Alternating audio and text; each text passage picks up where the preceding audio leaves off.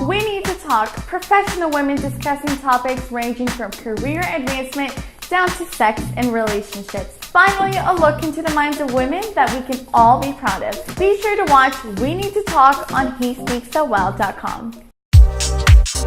We need to talk the serious, look into the minds of women. Wives, mothers, sisters, and daughters.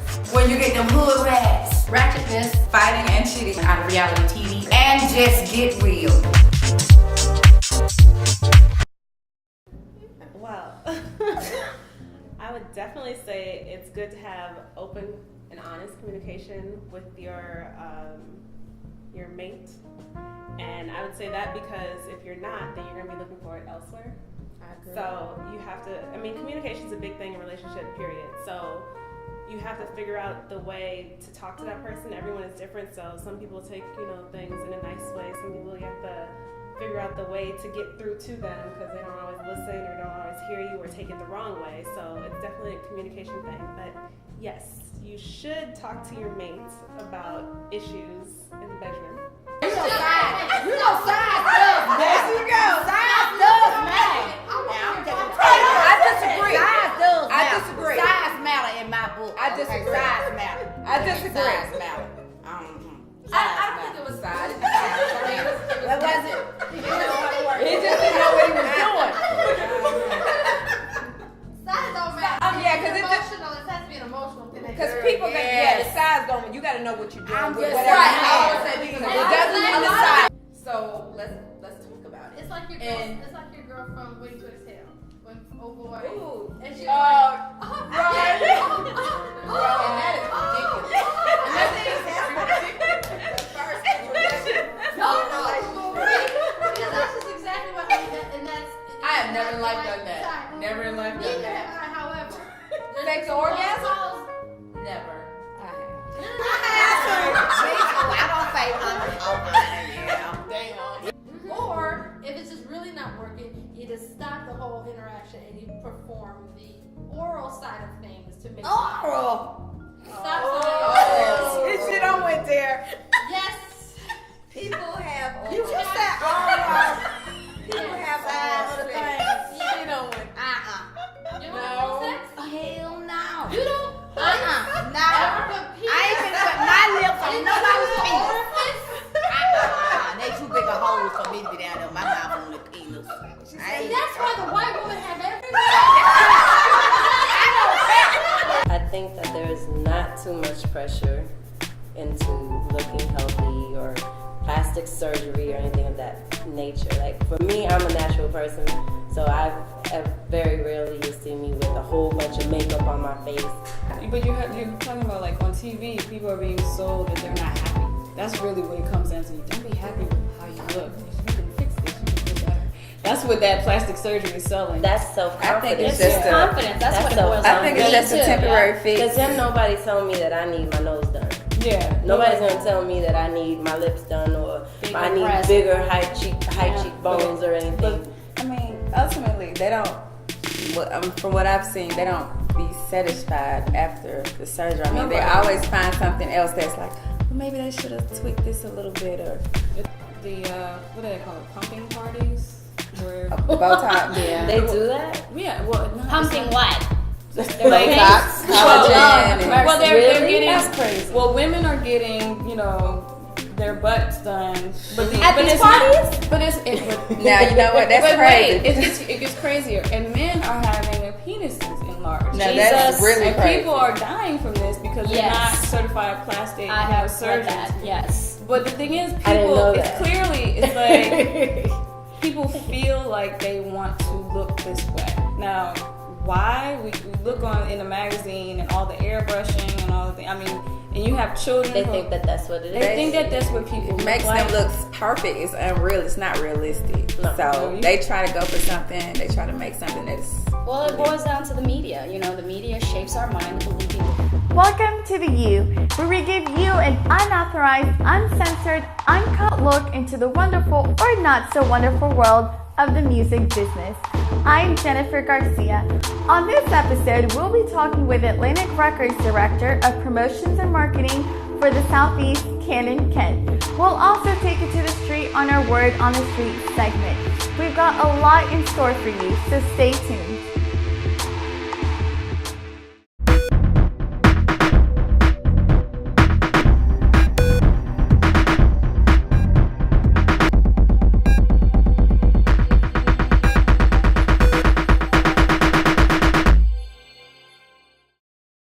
Cannon Kent, how you doing? I'm doing pretty good.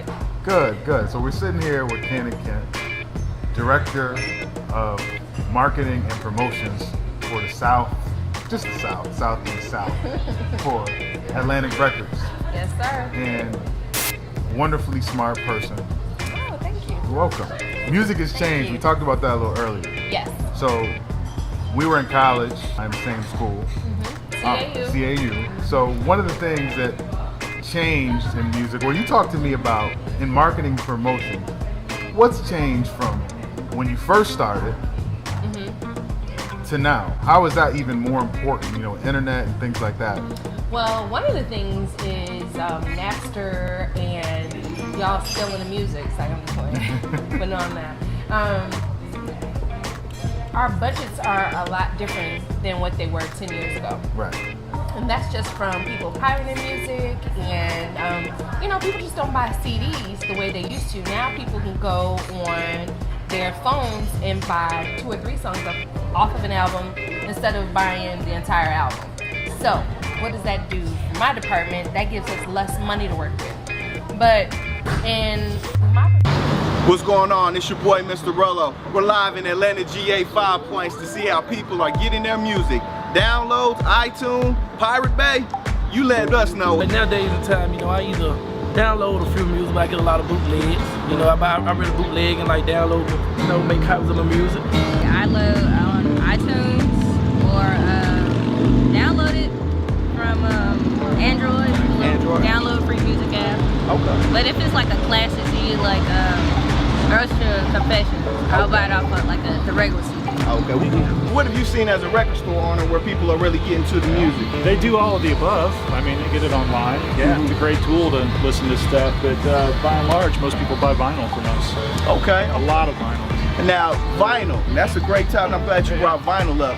How is vinyl in the music game kind of coinciding right now in this day and age with the technology being so rampant and blossoming everywhere without the game?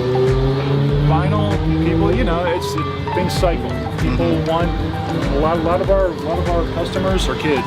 Okay. We're selling vinyl to 12-year-olds, 15-year-olds, 16-year-olds. How do you get an artist, and you have managed artists who are and you do manage artists who are in my iPod right now that I listen to. So how do they kind of keep up with today's sound? Like, how do you manage that? Because I'm sure there's people who come at you and say, hey, I want to do things like I was doing in 1998. It worked well then.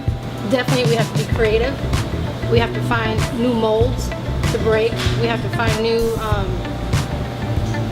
new ways to disrupt the current situation. Now with R&B, with just music, period. Radio is not such a big, vehicle anymore for a lot of these artists. So we have to come up with different creative ways to get them back relevant to where they once were. Because at the end of the day, everything is circulatory. And it's about that time that circle comes back around and it'll be their time again. And there's now a 360 with entertainment, right? So you have to be more than just the singer. How do you know what to pick for your client who says, hey, I want to be an actor, but they might be a better writer or they might be a better designer as far as entering them to those other. Game Changers is an in-depth look at up-and-coming leaders of industry who are making major changes in our culture. This month, join us as we follow the rise of a dream actress.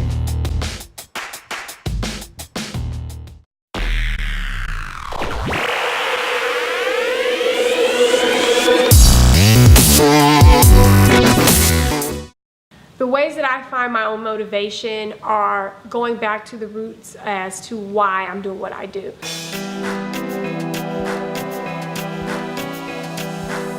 I love fashion. I love interacting with people, and I genuinely love making people feel good about themselves. And regardless of what I'm doing in the world of fashion, whether it be TV, film, editorial, or retail, people feel a certain way when they have good clothes on.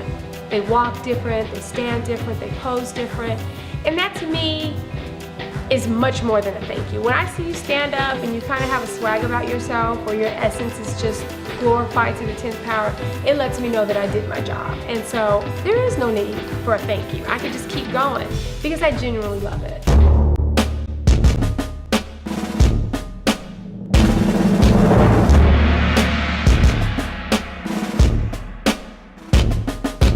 Hi, my name is Tony, aka the Stitch Doctor. No Names Designs. We also too have a store called Stitches. That's where we are now. Stitches. Stitches is the home of the Stitch Doctor. I sew. I love making stuff. I make fly stuff. I make a variety of things. I stitch anything from if you need to get your underwear stitched, or if you need to get your pants hemmed, or if you know you might have an event you're going to and you want to be fly and be a little different. I'll make you an outfit. I do stitching for a variety of people, from entertainers to your local Joe Smo who might just walk into Stitches and want to get something custom made, or just want to get some pants and, or like I said, underwear. I had to fix the guy's underwear the other day. Courtney Kirkland. Today I will be doing a full body warm up that incorporates your chest, your core, and your lower body. The first exercise is pretty much your abdominals. So you're gonna do a standing toe touch. After your standing toe touch, you will go right into a front squat, putting your arms right in front of your body. Go deep into the squat, probably about 90 degrees down.